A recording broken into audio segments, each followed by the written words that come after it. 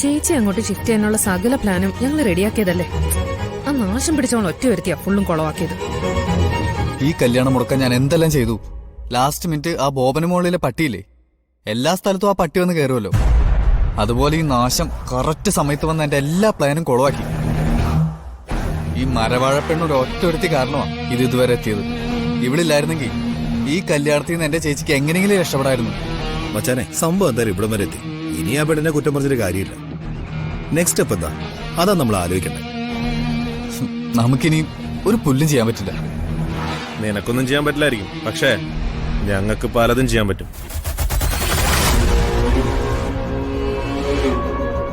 നീ ഇങ്ങനെ ഡാർക്ക് അടിച്ചിരിക്കുന്നത് എനിക്ക് സഹിക്കാൻ പറ്റുന്നില്ല ആദി. ഞങ്ങളൊരു പ്ലാൻ സെറ്റ് ചെയ്തിട്ടുണ്ട്. ആ പ്ലാൻ വർക്കൗട്ട് ആവും. എന്ത് പ്ലാൻ? നാളെ മുഹൂർത്ത സമയത്ത് അമൃതേച്ചി മണ്ഡപത്തിൽ ഉണ്ടാവില്ല.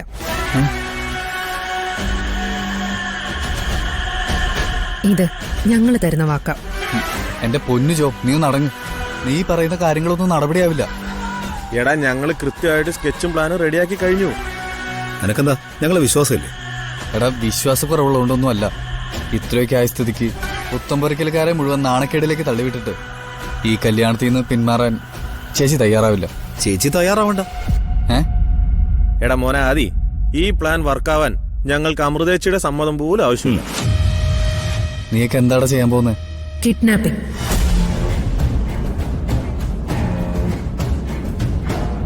അമൃതേച്ചിയെ നാളെ ഞങ്ങൾ കിഡ്നാപ്പ് ചെയ്യാൻ പോവാ. ഒരാളെ കിഡ്നാപ്പ് ചെയ്യാൻ അയാളുടെ സമ്മതം ആവശ്യമില്ലല്ലോ. ജോ, ഓവറാക്കല്ലേ.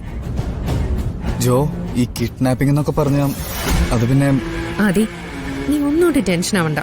എല്ലാം ഞങ്ങൾ നല്ല കൃത്യമായിട്ട് പ്ലാൻ ചെയ്ത് കഴിഞ്ഞു. അമൃതേച്ചി നാളെ മണ്ഡപത്തിൽ ഉണ്ടാവില്ല.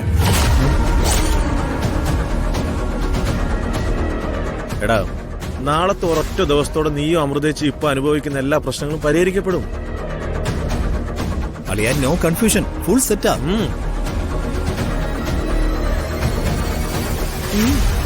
ആദി, നമ്മളിങ്ങനെ മാറി നിന്ന മുത്തശ്ശന് ഡൗട്ട് അടിക്കും. വാ, നമുക്ക് അങ്ങോട്ട് പോവാം. വാ വാ.